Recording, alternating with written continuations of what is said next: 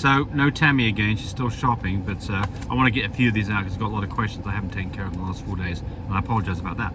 Okay, here we go. So somebody's saying, hey, my puppy's got an umbilical hernia. I went to the vet and the vet said push it in, and if it stays in, okay, otherwise have surgery. That's not the advice that I would give. So let's talk about hernias in general. So what is a hernia? A hernia is where a part of the intestine has pushed up through the muscle and is then now through the muscle and pushing up against the skin, and it produces a bulge. I have an umbilical hernia, something that developed in my 60s. I didn't have it all my life, and I don't know what I did, but I must have strained doing something and popped a little bit of muscle through, and then a gut just pushed through there. Have I had it fixed? No. Why have I not had it fixed? Because it's not that big and it's not a danger to me. However, umbilical hernias can be dangerous, specifically if you get enough of the loop of the gut goes through and it then gets shut off. You've then got a problem where poop doesn't go through the channel anymore, and the whole thing goes septic, it ruptures on the inside, and you then have nasty bacterial infected feces in the abdominal cavity, and if you don't have immediate surgery, you die. So it's not something that you take lightly. However, a small hernia, a hernia that's like the size of your pinky finger or smaller, is something that you probably don't have to worry about. Now, when do you get it fixed? If it gets bigger than that, you absolutely have to get it fixed. If this is a dog that's going to be bred and it's a female, then that hernia can be fixed when the dog is opened up. In fact, it will get fixed when the dog's opened up because there's a cut made right through there. All the guts are out of the way, the uterus is pulled out, the puppies are delivered, everything's pushed back inside, including the guts, and it's all then sewed back up and the whole thing's fixed. So if you've got an umbilical hernia that is not too severe, keep an eye on it, do nothing about it, and wait until you have puppies and the whole thing goes away. That brings another point up, that umbilical hernias typically are not hereditary. I'm not saying they're guaranteed they're not hereditary, but for the most part they're not hereditary. So to breed a dog with umbilical hernia, in my book, it's fine. Some vets would say otherwise, but when I say some vets, I don't want to give you the impression that I'm a vet. I'm not, but I'm a breeder who does a lot of this. So I wouldn't get concerned about an umbilical hernia in terms of breedability, and I wouldn't get concerned about fixing an umbilical hernia unless it's big. And typically what you see on these is they don't pop up until a puppy's about 5 or 6 weeks old, and then all of a sudden it's probably tussling and roughhousing with the other puppies, and it pops up and there's a little umbilical hernia. You didn't see one the day before, and all of a sudden you hold the puppy up and there's that umbilical hernia. If you push that umbilical hernia in, it'll go back in, but it's going to pop back out again. This vet thinks that this thing's going to disappear on you. That's not happening. I promise you. If it's popped out, it's going to continue to pop out. They're not going to fix this by pushing it back in. Now, let's talk about inguinal hernias. That's the one where you've got a pooch of intestine pooches out between the thigh and the belly, that crease right there.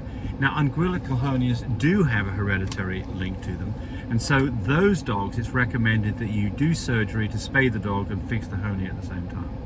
So that one, you could let it go, but you know, if this is not a breedable dog, the right thing to do is to spay the dog anyway, because it completely stops the chance of the dog getting ovarian or uterine cancer.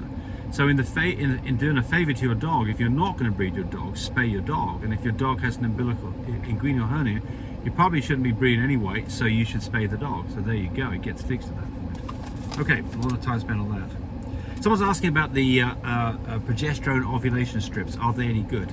No, they are completely freaking worthless. I can tell you, I've tried all these things. Just things like the Draminsky, but the progesterone test kits, the little strips that you just dab on their back end, those are so misleading that they'll completely head you in the wrong direction. Don't even think about getting those. Somebody's asking about, if you don't use that, what about the target test? Now, the target test is fine. The target test does require that you pull blood, and you do have to spin it, and you have to go through about a 50-minute process to get the results. But I used to use that all the time with great effect. I much prefer the machine. It's a lot more accurate, but it's not to say you can't. The target test is a lot better than nothing. The progesterone tests are worse than nothing because they'll mislead you. Someone says here, I've got a dog that's AT-AT, little d, so it's AT-AT is 10 points, little d is blue, NCO, so 1 copy of Cocoa, big EM, 1 copy of Mars, little e, 1 copy of Cream. It doesn't tell me whether the dog has Brindle, but he goes on to say it's a grey and tan, so I know that dog doesn't have Brindle because the tan points wouldn't show. So he wants to know what he could get out of this. He'd like to get blues, morals, and creams. Guess what? You can get more than that out of this dog. What can you get? Well, the AT-AT makes 10 points. If you breed with a dog that either has a copy of A or a copy of AT, you can get 10-pointed dogs as long as Brindle's not present. This dog is little d, little d. If you put it with a dog that carries a copy of blue, you'll get half blues. If you put it with a dog that has 2 copies of blues, you'll get all blue dogs. This dog is NCO, got 1 copy of Cocoa. If you put it with a dog that is a Cocoa dog or has a copy of Cocoa, you'll get Cocos, you'll get some Cocos out of it.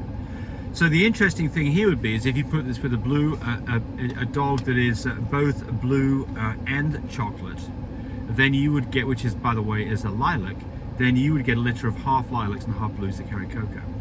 This dog carries a copy of cream because it's big EM, big little e being cream.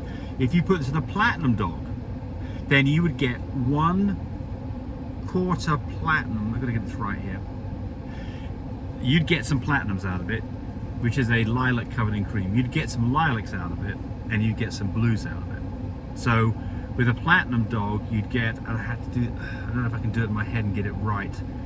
You'd get, what would you get? I think you'd get 3/8 blues that carry chocolate, 1/4 lilacs, and 1/8 platinums. I think that's right. I had to go get on the board and figure it out. But you can see that the platinums are less likely than the blues, but you can get all those. And then if you put Merle in the mix, by the way, it's the other thing you asked about, then half the dogs will be Merle. So you can get blue Merles, you get lilac Merles, you can get platinum Merles. Now, a platinum Merle will not show up as a Merle because the cream covers it up, but it's there. You still got a platinum Merle. You just don't know it without doing a DNA test, but it's there.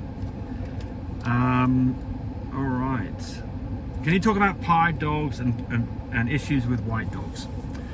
So the issue here is when we're talking in the Frenchie world, a pure white dog is actually a extreme pied. It's actually a pied dog where you can't see the other color. There may be a snippet of it somewhere, like on the corner of its eye, back of its rump, little spot, tiny little spot somewhere typically.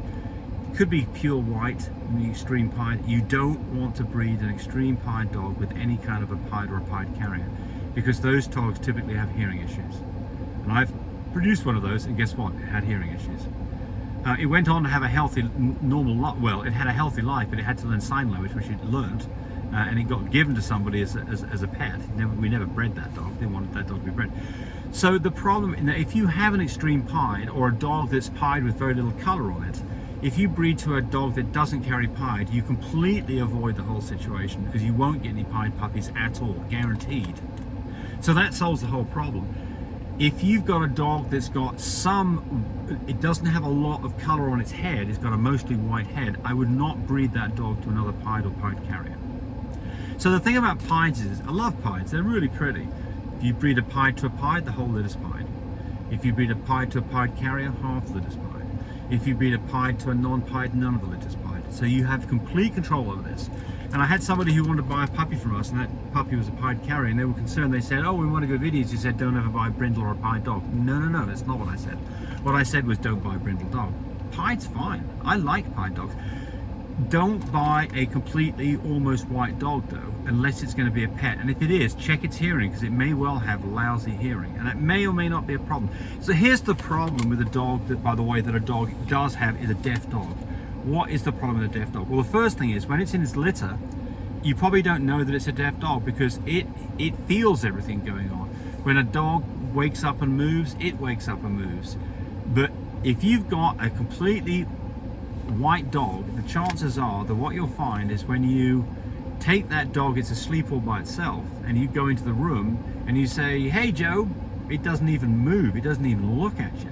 You can go get 2 saucepan lids and start banging them together, and the dog doesn't wake up. So this gets to be a problem for the dog, because the dog can get startled by things. And so, you can't give the dog commands like go sit, come here. Those are all things that a completely deaf dog will not be able to do. So it's not to say that you shouldn't get a deaf dog, but it's definitely a dog that has its own special needs. And so if you are going to be investing in a totally white dog, check it out and figure out whether the dog has a hearing issue and whether or not that's something that you want to cope with, because it will require special requirements. What can $9,000 get me? we'll take you out for dinner for $9,000 and we'll give you a really nice meal. But in the Frenchy world, you know, prices are down. I mean, 9,000 gets you a pretty nice dog. I mean, certainly for 9,000, you're in the Merle Lilac, you're in the Merle Platinum Lilac territory very easily. You might be in the fluffy carrier territory. You're kind of getting close to that. There'll be some dogs out there that are fluffy carriers for that price. So you know, fawn dogs, $3,000 dogs, blue dogs, $4,000-$5,000 dogs, chocolate dogs, $4,000-$5,000 dogs, lilac dogs, $6,000-$8,000 dogs, platinum dogs, $8,000-$10,000 dogs, Merle dogs, $7,000-$9,000 dogs. And a lot of this depends on, you know, the structure, what the pedigree is, whether it's a female. We're more expensive than males. You know, it's nothing hard and fast here where there's some kind of, you know, sheet of paper that you can go to, like the Nader Valley of Dogs, and go look it up and say, yeah, well, you want $12,000 for the dog, but the Nader book says it's $5,000. It don't work that way. So, you know, it's all about what somebody's asking for the dog and what you're prepared to pay for it. So ask questions, make sure that, and look, don't go buy a bargain dog.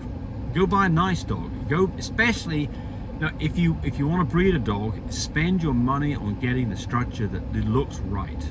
Go buy structure, and it's going to cost you more money for that, and it will show itself in every puppy that you produce. If you're buying a puppy as a pet, then you know the structure is not so important, but disposition is very important. Do you want a quiet dog? Do you want a dog that'll go outside and roughhouse with you? Do you want a dog that'll get up on the couch with you and go to sleep, or do you want a dog that gets into everything? You can see those two dogs in the same litter. Well, there's 12 minutes of time wasted. Oh, we'll try this one more time. This is from Susan Brocksmith. What's the best, most popular colours for dogs? Oh my goodness, I wish Tammy was in here. She'd have a better job at answering this than I would. Well, I mean, look, this is all over the place. I mean, you know, so what's the most common dog that's produced? A brindle dog. So, you know, if you said popularity is based on the number of dogs that are available, then a brindle dog would be the most popular dog. It's not my popular dog, but it's probably the most easily, certainly the least expensive dog that you can buy. And by the way, it's the one that you see a lot in the show ring too. And I don't want watching the video. I really appreciate people who subscribe to me. It helps me, encourage me to do more of these videos. But do remember, disclaimer here, I am not a vet. I'm not a licensed medical professional. I'm purely a person who's been breeding dogs for the last couple of decades. Any information that you got from this video, use at your own risk. There's nothing implied here, and certainly this should not be used as a substitute for advice from your veterinarian or your medical professional. I hope you enjoyed the video. Come back for more of them. Bye.